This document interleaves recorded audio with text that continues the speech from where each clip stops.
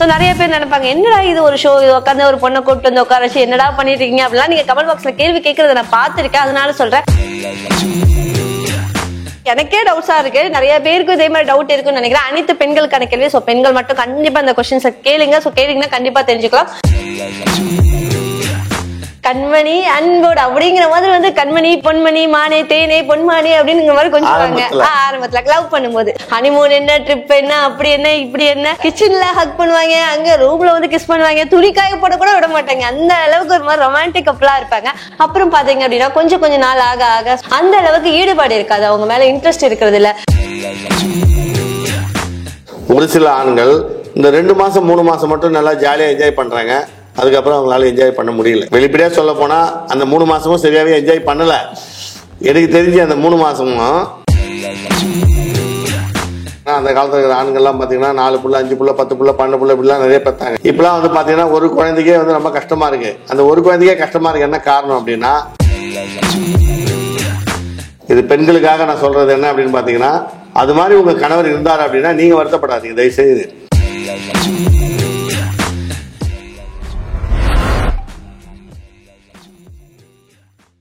Hi viewers, I was lovely anchor. நீங்கள் பார்த்து கொண்டிருப்பது இப்போ ஒரு புது ஷோல நான் வந்திருக்கேன். ஸோ பாத்தீங்க அப்படின்னா டாக்டர் பழனி. இந்த ஷோல யார் வந்து கெஸ்டா வந்திருக்காங்கன்னு பாத்தீங்கன்னா நம்மளுடைய ஃபேமஸ் டாக்டர், உங்க எல்லாருக்குமே தெரிஞ்சவர், அருணாச்சலேஸ்வரா ஹெர்பல் கேர் பிரைவேட் லிமிடெடோட நிறுவனர் மருத்துவர் பழனியா வந்திருக்காங்க. வணக்கம் சார். வணக்கம்மா. எப்படி இருக்கீங்க சார்? நல்லா இருக்கேன். நீங்க நல்லா இருக்கீங்களா? எல்லாரும் நல்லா இருக்கீங்களா கேக்குறீங்களா, என்ன கேக்குறீங்களா? நீங்க எல்லாரும் நல்லா இருக்கீங்களா? எங்க அனு நல்லா இருக்கீங்களா? நல்லா இருக்கிறது, நான் சூப்பரா இருக்கேன் சார். ஸோ எல்லாரும் அதே மாதிரி சூப்பரா இருப்பாங்கன்னு நினைக்கிறேன். ஸோ சூப்பரா இருக்கணுங்கிறதுக்காக தான் இந்த ஷோவே கொண்டு வரோம். சோ நிறைய பேர் நினைப்பாங்க என்னடா இது ஒரு ஷோ, இது உட்காந்து ஒரு பொண்ணை கூப்பிட்டு வந்து உட்கார வச்சு என்னடா பண்ணிட்டு இருக்கீங்க அப்படிலாம் நீங்க கமெண்ட் பாக்ஸ்ல கேள்வி கேட்கறத நான் பாத்திருக்கேன். அதனால சொல்றேன், சோ இது வந்து உங்களுக்கு வந்து ஒரு நல்ல ஒரு கருத்து சொல்லணும். சோ உங்களுக்கு நிறைய விஷயங்களை தெரிஞ்சுக்கணும். செக்ஷுவலா வந்து நிறைய ப்ராப்ளம்ஸ் இருக்கும். யார்கிட்ட போய் கேட்கலாம்? அம்மா கிட்ட கேட்க முடியாது, அப்பா கிட்ட கேட்க முடியாது, ஒய்ஃப் கிட்ட கூட நீங்க கேட்க முடியாது. சோ இந்த மாதிரி நிறைய டவுட்ஸ் இருக்கும். எங்க போய் தெரிஞ்சுக்கலாம்னு யோசிச்சுட்டு இருப்பாங்க இல்லையா? சோ அவங்களுக்காக மட்டும்தான் இந்த ஷோ பண்றோம். சோ நீங்க அந்த ஷோ வந்து தப்பா கமெண்ட் பண்றீங்க, அவர் என்ன இந்த டாக்டர் வந்து டெய்லி ஒரு பொண்ணுங்களா கூட்டு வச்சு என்னதான் பண்ணிட்டு இருக்காரு தெரியல அப்படிங்கிற மாதிரிலாம் கமெண்ட் பார்த்தேன். இப்பெல்லாம் இனிமே கமெண்ட் பண்ணாதீங்க. சோ இது வந்து உங்களுக்கு வந்து ஒரு சூப்பராவே வந்து இது வந்து சீரியஸா சொல்ல போனா அவேர்னஸ்க்கான ஒரு ஷோ தான். சோ இன்னைக்கு ஒரு क्वेश्चन கேட்டலாமா சார்? கேளுங்க. சோ இது வந்து நிறைய வந்து பெண்களுக்கான, அதாவது எனக்கே டவுட்ஸா இருக்கு, நிறைய பேருக்கு இதே மாதிரி டவுட் இருக்குன்னு நினைக்கிறேன். அனைத்து பெண்களுக்கான கேள்வி. சோ பெண்கள் மட்டும் கண்டிப்பா இந்த क्वेश्चंस கேளுங்க. சோ கேளுங்கன்னா கண்டிப்பா தெரிஞ்சுக்கலாம். சோ வந்து பாத்தீங்க அப்படின்னா கல்யாணம் ஆன புதுசுல, சோ கல்யாணத்துக்கு முன்னாடி இப்ப லவ் பண்ணிட்டு இருக்காங்கன்னு வச்சுக்கோங்களேன். லவ்வர்ஸ் வந்து ஜாலியா வந்து அப்பெல்லாம் பாத்தீங்கன்னா வந்து அது என்ன கண்மணி அன்போடு அப்படிங்கிற மாதிரி வந்து கண்மணி பொன்மணி மானே தேனே பொன்மானே அப்படின்னு மாதிரி கொஞ்சுவாங்க ஆரம்பத்துல லவ் பண்ணும்போது. சோ லவ் ஸ்டார்ட் ஆகும்போது பாத்தீங்கன்னா அப்படியே ரொம்ப ஜாலியா கொஞ்சுவாங்க. சோ அதே மாதிரி பாத்தீங்கன்னா புதுசா லவ் மேரேஜ் இல்ல அரேஞ்ச் மேரேஜ் அப்படின்னு வச்சுக்கலாம். கல்யாணம் ஆன புதுசுல பாத்தீங்கன்னா இந்த ஆசை 30 நாள் மோகம் 60 நாள் சொல்லுவாங்க. மொத்தம் இந்த 90 நாள் பாத்தீங்கன்னா அப்படியே ஒரு 3 மாசம் பாத்தீங்கன்னா அப்படியே ஜாலியா போகும். ஹனிமூன் என்ன, ட்ரிப் என்ன, அப்படி என்ன, இப்படி என்ன, அவங்க வந்து கிச்சன்ல ஹக் பண்ணுவாங்க, அங்க ரூம்ல வந்து கிஸ் பண்ணுவாங்க, துணிக்காய போட கூட விட மாட்டாங்க. அந்த அளவுக்கு ஒரு ரொமான்டிக் கப்பலா இருப்பாங்க. அப்புறம் பாத்தீங்க அப்படின்னா கொஞ்சம் நாள் ஆக ஆக சோ லவ் மேரேஜ் இருந்தாலும் சரி அரேஞ்ச் மேரேஜ் இருந்தாலும் சரி 2 மேரேஜ்லுமே கொஞ்சம் நாள் ஆயிடுச்சு அப்படின்னா அந்த அளவுக்கு ஈடுபாடு இருக்காது, அவங்க மேல இன்ட்ரெஸ்ட் இருக்கிறது இல்ல. சோ நிறைய பெண்களுக்கு இது வந்து வருத்தமா இருக்கு. நான் கல்யாண புதுசுல என் ஹஸ்பண்ட் வந்து ரொம்ப பாசமா இருந்தாரு, இப்ப வர பாசம் இல்ல, எனக்கு பிடிக்காம போயிடுச்சா, என் ஹஸ்பண்ட் வேற யாரு கூட ரிலேஷன்ஷிப்ல போயிட்டாங்களா, இந்த மாதிரி நிறைய டவுட்ஸ் பெண்களுக்கு வருது இல்லையா?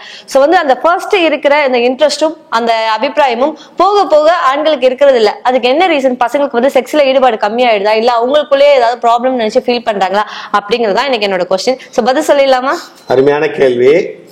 அதாவது ஆரம்ப நிலையில ஒரு லவ் பண்ணும் போதும் இல்ல ஒரு அரேஞ்ச் மேரேஜ்ல திருமணம் பண்ணும் போதும் நல்லா பெண்களுக்கு ஆசை வார்த்தைகள், பெண்கள்னா மனைவிக்கு ஆசை வார்த்தைகள்லாம் காட்டி நல்லா வந்து ஒரு ஆபீஸ் போனா கூட ஒரு நாளைக்கு 10 முறை 20 முறை போன் பண்ணி சாப்பிட்டியாமா, எங்கம்மா, என்ன பண்ற, ஏது பண்ற, எந்த நேரமும் மனைவி நினைப்போட இருக்கிற ஆண்கள் இருந்தீங்க இல்லையா?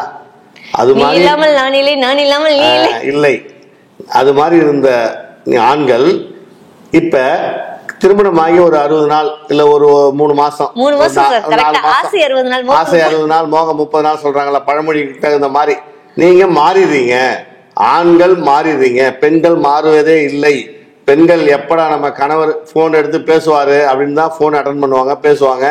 எப்படா வீட்டுக்கு வருவாரு, அவர் கையால வந்து நம்ம சாப்பிடணும், அவர் கையால நம்ம கொஞ்சணும், ஆசை வார்த்தைகள் பேசணும், எல்லாமே பெண்களுக்கு உண்டு. பெண்களை குறை சொல்லவே இல்லை. பெண்கள் ஏற்கனவே சொல்லியிருக்கேன் மகாலட்சுமி மாதிரி பெண்கள். ஆனா அப்படிப்பட்ட பெண்களை மன அழுத்தத்துக்கு உண்டாக்குறாங்க. பூஜை பண்ணிடலாம். மன அழுத்தத்துக்கு உண்டாக்குற ஆண்கள் நீங்க. அந்த ஆண்களை பத்தி தான் அணு கேட்குறாங்க.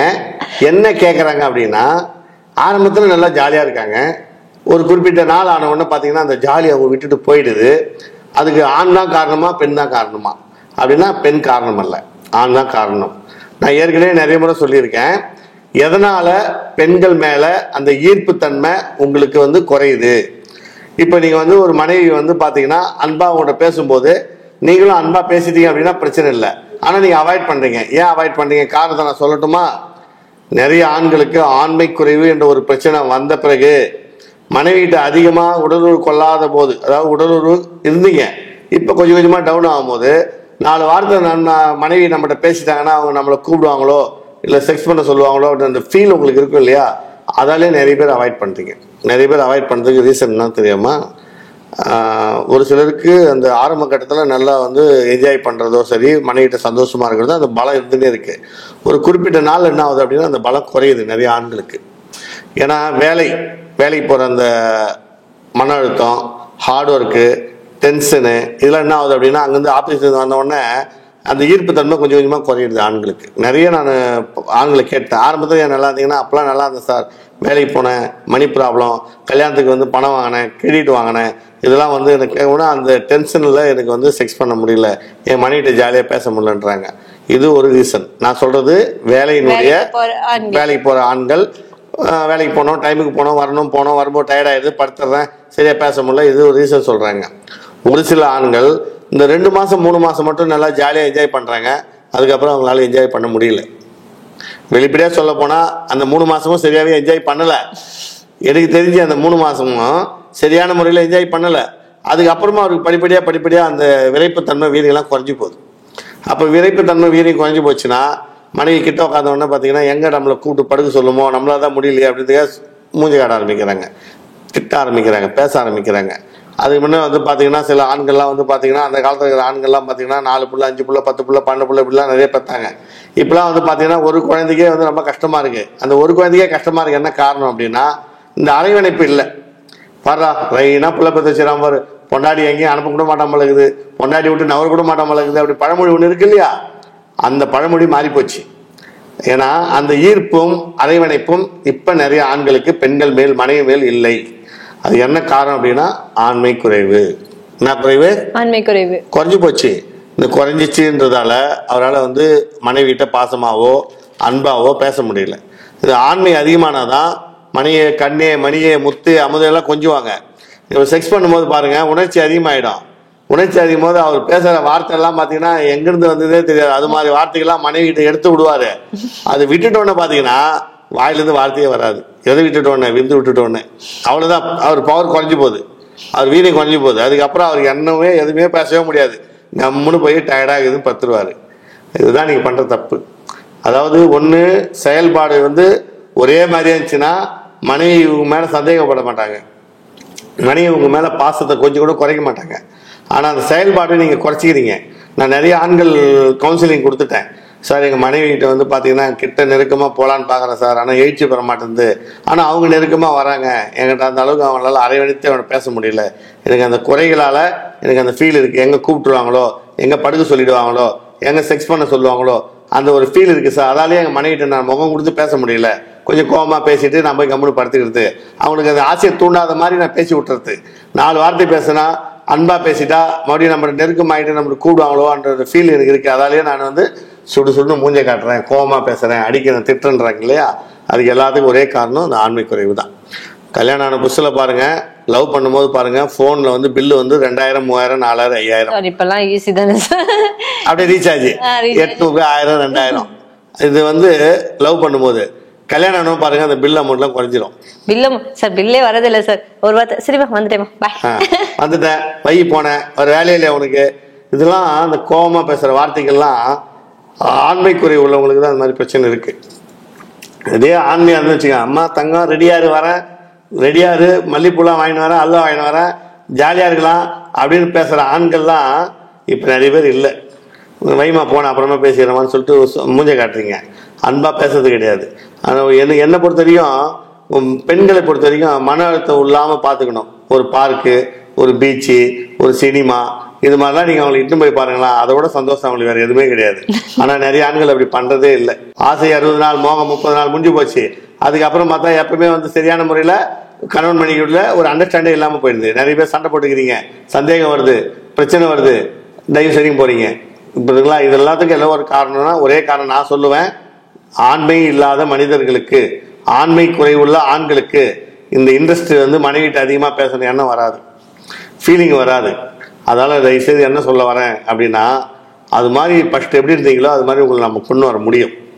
ஆரம்பத்தில் கல்யாணம் லவ் பண்ணும்போது எப்படி பேசுனீங்க, அது கல்யாணம் ஆகும்போது எப்படி நல்லா ஒரு 3 மாசம் ஜாலியாக இருந்தீங்க, அதே மாதிரி கொண்டு வரலாம். வேலை செய்யாத மனுஷன் இல்லை, சம்பாதிக்காத மனுஷன் இல்லை, வேலைக்கும் போய் தான் ஆகணும், சம்பாரிச்சு தான் ஆகணும்.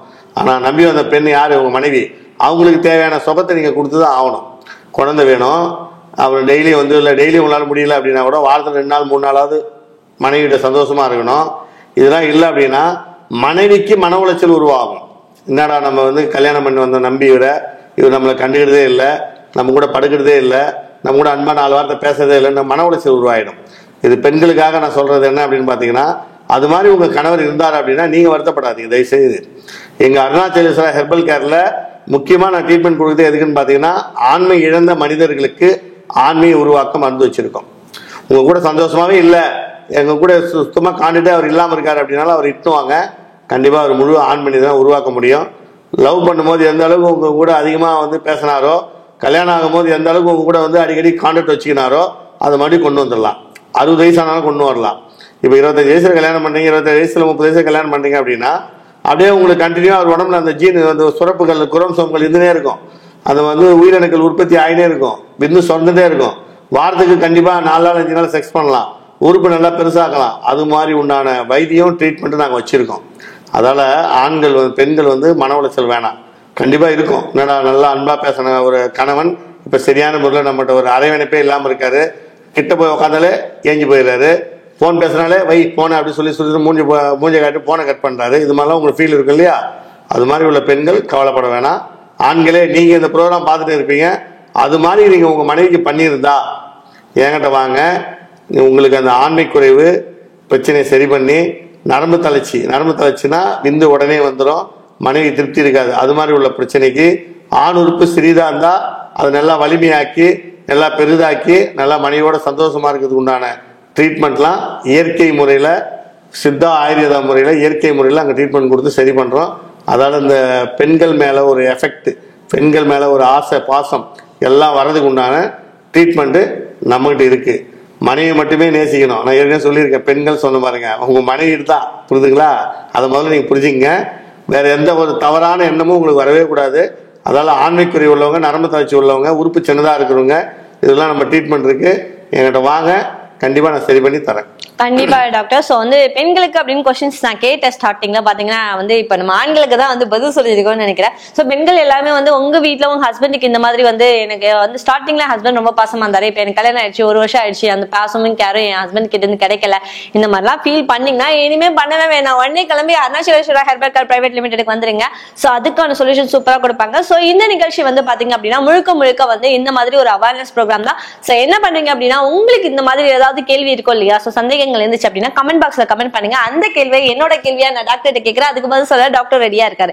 சோ எங்களுக்கு வந்து நிறைய எனக்கு வந்து கிளியரா இருக்கேன், என் ஃப்ரெண்ட்ஸுக்கு எல்லாம் இந்த மாதிரி நிறைய சந்தேகங்கள் இருக்கு அப்படின்னா உங்களுக்கு மறந்துடாம ஷேர் பண்ணிடுங்க. சோ மறந்துடாம இந்த லைக் பண்ணுங்க, பக்கத்துல இருக்க பெல் ஐக்கானை கிளிக் பண்ணி வைங்க. சோ அடுத்தடுத்த ப்ரோக்ராம் வந்து கண்டிப்பா உங்களுக்கு டெலிகாஸ்ட் ஆகும். சோ உங்களுக்கு வந்து இந்த மாதிரி நோட்டிபிகேஷன் வரும். சோ மறந்துடாம லைக் பண்ணுங்க, ஷேர் பண்ணுங்க, கமெண்ட் பண்ணுங்க. உங்களோட கமெண்ட் கேள்வி கேட்கறதுக்கு நான் ரெடியா இருக்கேன், பதில் சொல்றதுக்கு டாக்டர் ரெடியா இருக்காங்க. மீண்டும் இதே மாதிரி ஒரு ஷோல உங்களை சந்திக்கிறேன். அதுவரை உங்களிடம் விடைபெறுவது உங்கள் lovely anchor. Bye bye and take care.